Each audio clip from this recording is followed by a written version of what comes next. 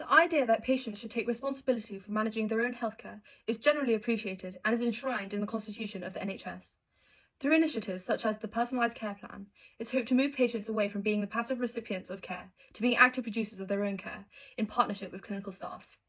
We can see examples of how role responsibility plays out in practical settings when looking at patient autonomy. The principle of patient autonomy is best seen when patients exercise their autonomy by refusing to accept life-sustaining treatment. But respecting a patient's autonomy is not so easy when managing care for the elderly. The number of older people in England is growing significantly. As we get older, we tend to get long-term conditions and need more health and social care, adding pressure to health services. New analysis by the Royal College of Physicians describes the number of geriatricians at 1 per 8,031 as being woefully inadequate. Ageism is protected against in UK law with an amendment to the 2010 Equalities Act, passed in 2012, that banned ageism across the UK. However, an investigation in 2014 by the Royal College of Surgeons discovered that not only was critical breast cancer surgery not being offered to over 75, there were also very few bowel cancer surgeries taking place. The results of this investigation highlights that ageism continues to be present in the NHS and that current legislation is not enough to protect elderly people. The NHS should be doing more to allow elderly people access to healthcare. Ethical factors which may justify overruling the principle of patient autonomy. Firstly, to be autonomous, a patient must have adequate knowledge to examine all options relevant to their decision.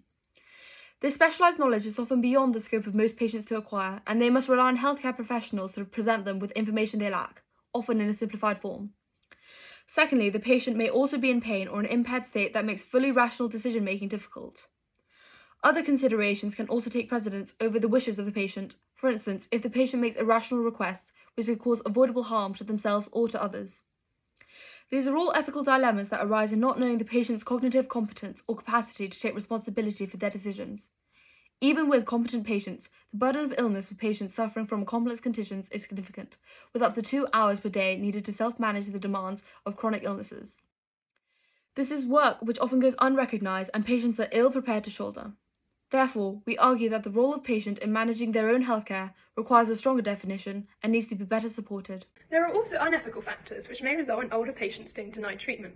Despite the ban on age discrimination in the NHS, there is evidence that elderly patients are less likely to undergo treatment than younger patients. One Royal College of Surgeons report concluded that the evidence for low rates of investigation amongst the elderly was so strong that ageist attitudes must be at work. In 2020, it was reported by the Sunday Times that the NHS had decided to stop large numbers of elderly and frail patients going into hospital so that intensive care wards would not be overwhelmed. This meant that many patients died of COVID-19 at home or in care homes. The American Society for Aging stated that 1 in 5 adults report age discrimination in healthcare settings.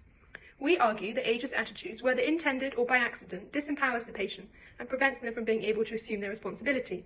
We are not singling out the NHS for criticism in this. Ageism is present in many healthcare systems and settings. During the 2021 lockdown, the added pressure on hospitals and the need to use scarce resources to save the most lives or maximise life years led to triage protocols that favoured younger patients. This is not only unethical but illegal, as the law on age discrimination in medicine is very clear, with an amendment to the 2010 Equalities Act that imposed legislation banning age discrimination across the UK, including in the healthcare sector.